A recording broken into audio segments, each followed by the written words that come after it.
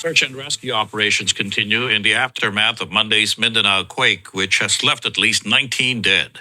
Emergency teams are rushing to restore power to affected provinces and assess damage to infrastructure. Bianca Dava reports.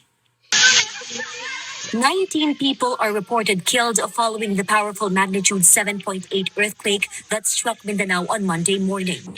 According to the Office of Civil Defense, 16 of the fatalities were recorded in the Soxargen region, while 3 were reported in the Davao region.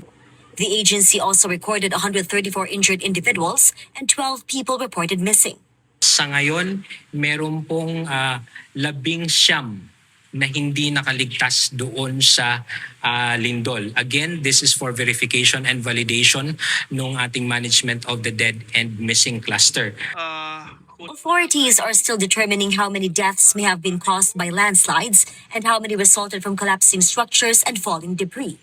Government agencies have also begun rapid damage and needs assessments in affected areas.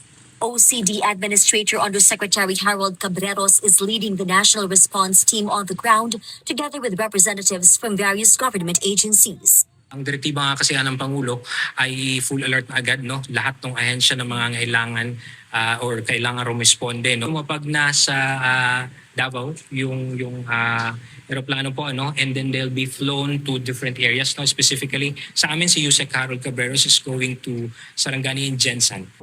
Search, rescue, and retrieval operations continue, led by the Bureau of Fire Protection, local disaster response offices, and armed forces of the Philippines.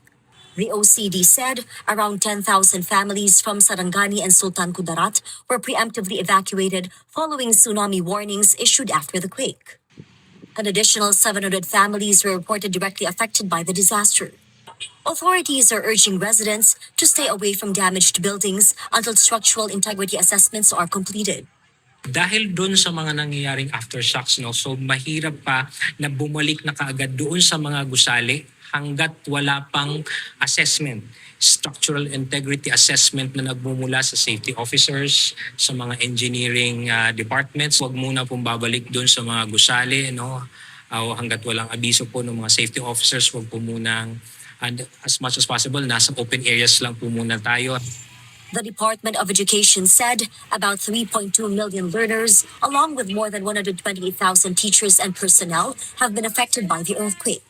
More than 6,000 school buildings were also initially reported affected.